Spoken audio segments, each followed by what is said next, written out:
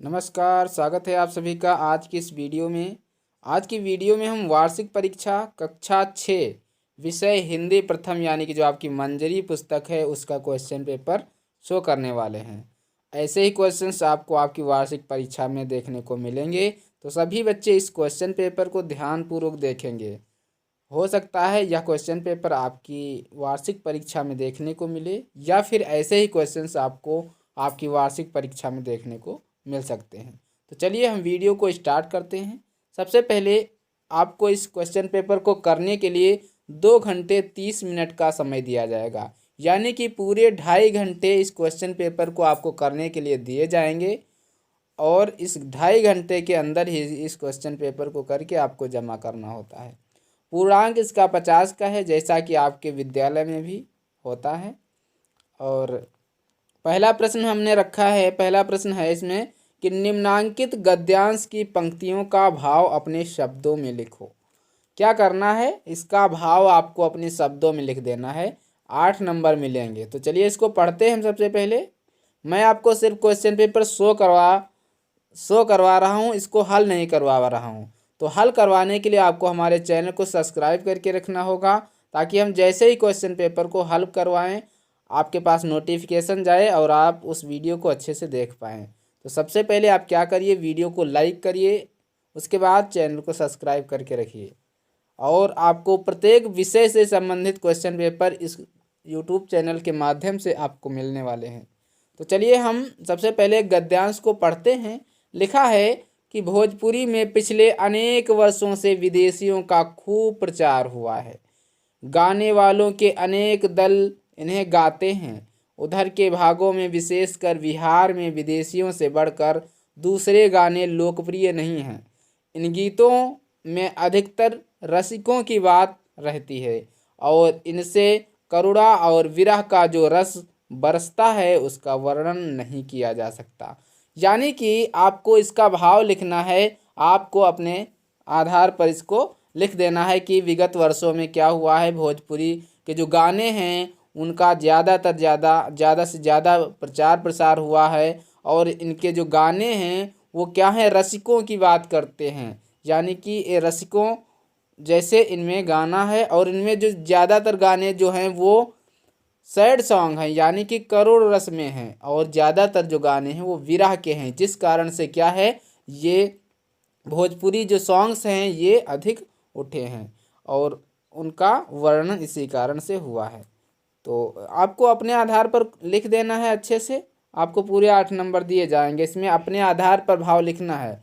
आप अपने आधार पर अच्छे से लिखिएगा।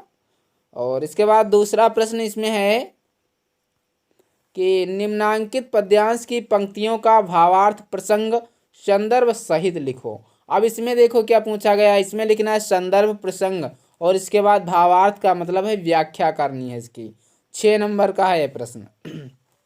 तो इसको चलिए पढ़ते हैं। लिखा है, यदि तू लौट पड़ेगा थक कर अंधड़ काल बवंडर डर से, प्यार तुझे करने वाले ही देखेंगे तुझको हंस हंस कर, खग उड़ते रहना जीवन भर। इसमें जो खग है यानी कि जो पक्षी है उससे कहा गया है कि अब तू लौट पड़ेगा। अगर यदि तू अब यानी कि अपने मार्ग से लौट पड़ेगा तो क्या होगा कि जो डर है वो अंधकार बाउंडर के डर से अगर तू वापस लौट आएगा तो जो लोग तुझसे प्यार करते हैं वही तुझ पर हंसेंगे कि देखो वहाँ तक गया, इसके बाद भी ये वापस आ गया है।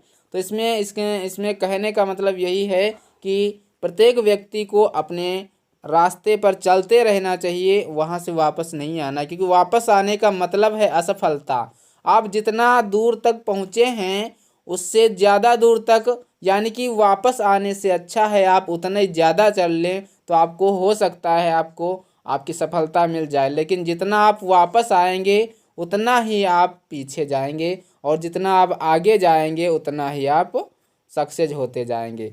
तो मान लो यहाँ तक आप पहुँच आए, इसके बाद अगर आप आगे जाएंगे तो आपको सफलता या असफलता मिलेगी, लेकिन अगर आप पीछे जाएंगे तो 100% आपको असफलता ही मिलेगी। इसलिए इसमें कहा गया है कि खग उड़ते रहना जीवन भर, यानी कि हे खग तुम जीवन भर उड़ते रहना और वापस, यानी कि जब तक तुम्हें सफलता न मिल जाए तब तक तुम जीवन में आगे बढ़ते जाना। इसके बाद तीसरा प्रश्न है कि निम्नलिखित प्रश्नों में से 3 प्रश्नों का उत्तर लिखो। आपको क्या करना है, 3 प्रश्नों के उत्तर लिखना है और 6 नंबर दिए जाएंगे।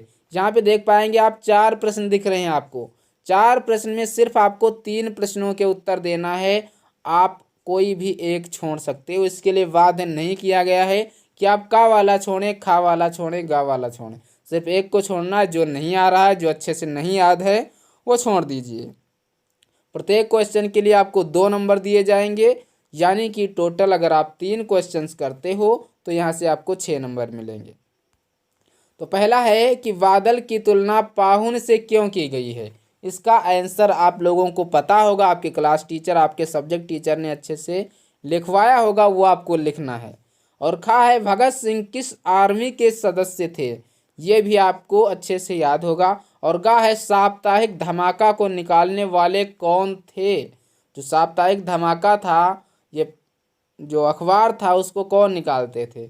और घा है हामिद ने चिमटा क्यों खरीदा। ईदगाह की बात है कि हामिद क्या किया था, चिमटा खरीदने गया था। और बाकी सभी जो बच्चे गए थे उन्होंने कुछ ना कुछ खिलौने खरीदे, लेकिन जो हामिद था उसने क्या, चिमटा खरीदा था। किस कारण से खरीदा था, इसका आंसर आपको लिखना है। इसके बाद चलिए दूसरे प्रश्न की तरफ हम बढ़ते हैं। दूसरा प्रश्न है, इसमें चौथा प्रश्न आपका है कि भारत के महान व्यक्तित्व पुस्तक के किसी पाठ का सारांश संक्षेप में लिखो। अब ये आपकी जो महान पुस्तक है, यानी कि महान व्यक्तित्व नामक जो पुस्तक है, उसमें आपको क्या करना है कि बहुत सारे लेसन हैं। बहुत सारे लेसनों में से सिर्फ आपको जो लेसन अच्छे से पढ़ा हो वो आपको लिख देना है। जितना याद है उतना लिखिए, लेकिन क्वेश्चन को छोड़ना नहीं है, आपको इसको करना है। 5 नंबर इसके लिए आपको दिए जाएंगे। और 5वां आपका प्रश्न है कि निम्नलिखित वाक्यांशों के लिए एक शब्द लिखो। एक शब्द लिखना है। ये 5 वाक्यांश दिए गए हैं, पांचों में से पांचों आपको करना है। और ये जो इसका पूरा अर्थ क्या होता है एक शब्द में लिखना है। 5 नंबर दिए जाएंगे, 5 आपको करने हैं। तो चलिए हम बताते हैं कैसे करेंगे। जैसे का है जिसका जवाब ना हो, तो जिसका जवाब ना हो उसके लिए एक शब्द में उत्तर देना है। तो क्या कहेंगे उसके लिए आपको कमेंट बॉक्स में कमेंट करना है।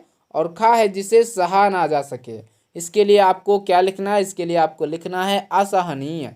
जो सहा ना जा सके उसे असहनीय बोलते हैं। और गा है मन को हरने या आकर्षित करने वाला, मनोहर। कौन हो जाएगा, मनोहर। और घा है जिसकी गिनती न की जा सके, अनगिनत। क्या हो जाएगा, अगिनत या अनगिनत। और जिसको जीता ना जा सके, अजेय।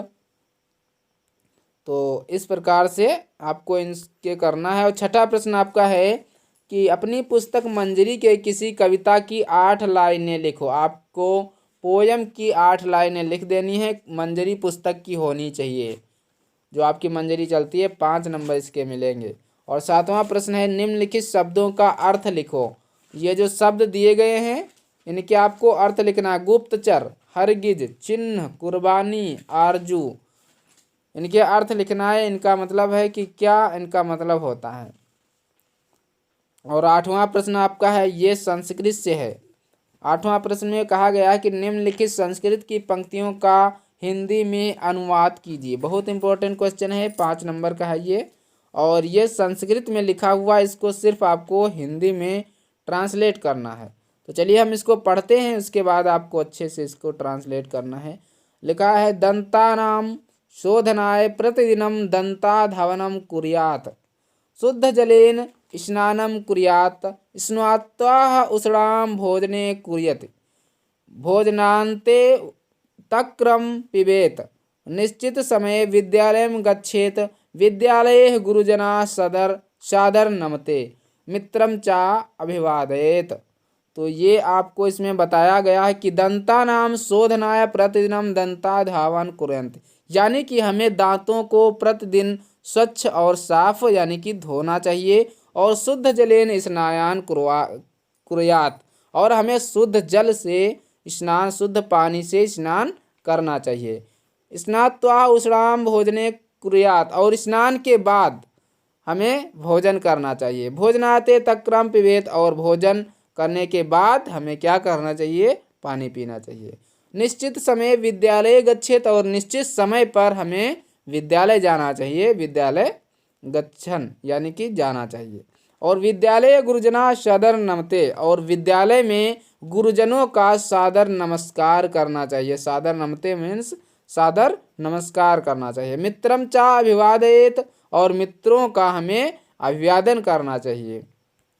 ये तो आपका संस्कृत का पंक्तियाँ थीं जिसको आपने ये हिंदी में ट्रांसलेट किया। इसके बाद प्रश्न नंबर 9 है, प्रश्न नंबर 9 है कि निम्नलिखित शब्दों से रिक्त स्थानों की पूर्ति कीजिए। ये 5 नंबर का है। ये शब्द दिए गए हैं करिष्यन्ति, पतिष्यन्ति, वाणी, भविष्यन्ति, आगमस्यति। ये इन शब्दों के माध्यम से ये जो खाली जगह दी गई हैं इनको आपको फिल करना है। तो पहला का है कि प्राचीनानि पत्राणि। अब इसमें आपको करिष्यन्ति भरना है, पतिष्यन्ति भरना है, वाणी भरना है, भविष्यन्ति भरना है, आगम्यन्ति भरना है। तो प्राचीनानि पत्राणि पतिष्यन्ति भरेंगे। क्या भरेंगे, पतिष्यन्ति भरेंगे। और खा है वर्षा काले मेघा गर्जनम। तो ये आपको क्या भरना है, आपको अच्छे से भरना है। जलस्य अधिकताय अवरुद्धाय भविष्यन्ति। तो इसके बाद घा है आपका गमनागमने बाधा, ये आपको करना है। इसके बाद अंगा है कि विद्युत पादे फनाह भयभीता। तो ये आपको अच्छे से इनका क्या करना है, ये फिल इन द ब्लैंक्स यानी कि रिक्त स्थानों को अच्छे से भर देना है। तो ये था आपका कक्षा 6 हिंदी का क्वेश्चन पेपर। आशा करता हूँ आपको वीडियो पसंद आई होगी। वीडियो पसंद आई है तो वीडियो को लाइक करें, चैनल को सब्सक्राइब करें और अपने दोस्तों के साथ वीडियो को शेयर करें। अगर आपको किसी भी सब्जेक्ट का क्वेश्चन पेपर चाहिए तो हमें आप कमेंट बॉक्स में कमेंट अवश्य करें, हम आपको उस सब्जेक्ट का क्वेश्चन पेपर अवश्य प्रोवाइड कराएंगे। तो मिलते हैं अगले वीडियो में, तब तक के लिए जय हिंद, नमस्कार।